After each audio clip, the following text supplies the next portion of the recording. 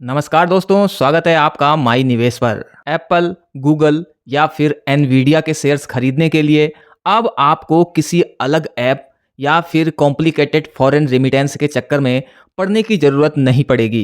India के सबसे बड़े brokers Zerodha, grow, up stocks और एंजल वन, इनको आखिरकार वो चाबी मिल गई है जिससे ग्लोबल मार्केट्स के दरवाजे सीधे आपके लिए खुल जाएंगे। International financial services centre authority यानी कि IFSCA ने इन चारों दिग्गजों को गिफ्ट सिटी के जरिए यूएस स्टॉक्स में ट्रेडिंग ऑफर करने की मंजूरी दे दी है।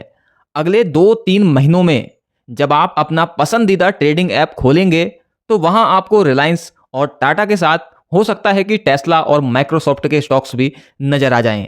ये कोई छोटी खबर नहीं है क्योंकि ग्रो, जीरोधा, एंजल वन और अप स्टॉक्स मिलकर करोड़ों इंडियन रिटेल इन्वेस्टर्स को हैंडल करते हैं। अकेले ग्रो के पास ही 125 करोड़ से ज़्यादा एक्टिव यूजर्स हैं। अब तक यूएस स्टॉक्स में इन्वेस्ट करना थोड़ा सरदर्द वाला काम था। लोग आईडी मनी या वेस्टेड जैसे प्लेटफॉर्म यूज करते थे, लेकिन मेन स्ट्रीम ब्रोकर्स के आने से गेम पूरी तरीके से बदलने वाला है। और देखिए, बात सिर्फ सुविधा की नहीं है, बात उस भूख की है जो इंडियन इन्वेस्टर्स में पिछले कुछ सालों से जगी है। जब हम देखते हैं कि नेस्डेक ने पिछले एक साल में लगभग 40% के रिटर्न दिए हैं और इंडियन रुपया लगातार गिर रहा है, तो हर इन्वेस्टर को लगता है कि काश मेरा थोड़ा पैसा डॉलर्स में होता। आर्टिफिशियल इंटेलिजेंस, सेमीकंडक्टर और ईवी जैसी थीम्स पर दाव लगाने के लिए यूएस मार्केट बेस्ट जगह है। हाल ही में जब स्पेस एक्स के आईपीओ की खबरें आई तो इंडियन इन्वेस्टर्स में यूएस स्टॉक्स को लेकर एक अलग ही लेवल का क्रेज देखने को मिला। लेकिन यहां पर सवाल यह है कि यह सब काम कैसे करेगा। जीरोधा और अप स्टॉक्स जैसे ब्रोकर्स ब्रोकर डीलर की तरह काम करेंगे और इसके लिए उन्होंने इंटरएक्टिव ब्रोकर्स और एल्पका सिक्योरिटीज जैसे विदेशी पार्टनर्स के साथ हाथ मिलाया है। वहीं ग्रो और एंजल वन गैप यानी ग्लोबल एक्सेस प्रोवाइडर फ्रेमवर्क के अंदर काम करेंगे। इसका सबसे बड़ा फायदा यह है कि इसमें फंड्स वापस इंडिया लाते वक्त विड्रॉल फीस की चिंता नहीं रहेगी, जो अब तक सबसे बड़ा अड़ंगा था। लेकिन क्या यह सब कुछ इतना ही गुलाबी है, इतना ही आसान है जितना नजर आ रहा है?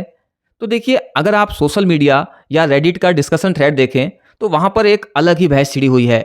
कुछ लोग मजाक में कह रहे हैं कि अब सिर्फ रुपयों में नहीं बल्कि डॉलर में भी पैसे डूबेंगे।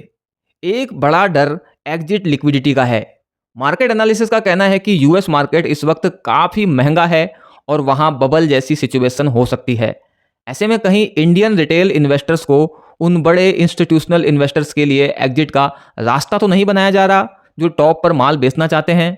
इसके अलावा टैक्सेशन और करेंसी जैसे रिस्क को कैसे भूल सकते हैं। निर्मला जी और उनका टैक्स डिपार्टमेंट इस नए रास्ते पर कैसे नजर रखेगा, ये देखना दिलचस्प होगा। क्या सरकार वाकई चाहती है कि इंडिया का पैसा बाहर जाए? शायद इसीलिए ये सब गिफ्ट सिटी के रेगुलेटेड स्ट्रक्चर के थ्रू हो रहा है ताकि कैपिटल फ्लो पर कंट्रोल बना रहे। इसके अलावा एक और इम्पोर्टेंट पहलू है, वो है डोमेस्टिक मार्केट पर इम्पैक्ट। अगर कल को एप्पल और गूगल जैसे स्टॉक्स में इन्वेस्ट करना एसआईपी करने जितना आसान हो गया तो क्या इंडियन म्यूचुअल फंड से पैसा निकलकर बाहर जाने लगेगा? ये एक जायज डर है। लेकिन दूसरी तरफ एक मैच्योर इन्वेस्टर के लिए पोर्टफोलियो डाइवर्सिफिकेशन का एक बेहतर मौका है। अगर इंडियन मार्केट किसी वजह से सुस्त है तो आपके पास ग्लोबल टेक रैली का फायदा उठाने का ऑप्शन होगा। अगले कुछ महीनों में जब ये फीचर्स रोल आउट होंगे तो टेक्नोलॉजी इंटीग्रेशन और कंप्लायंसेस टेस्टिंग के बाद ये तय होगा कि ये एक्सपीरियंस कितना स्मूथ रहने वाला है।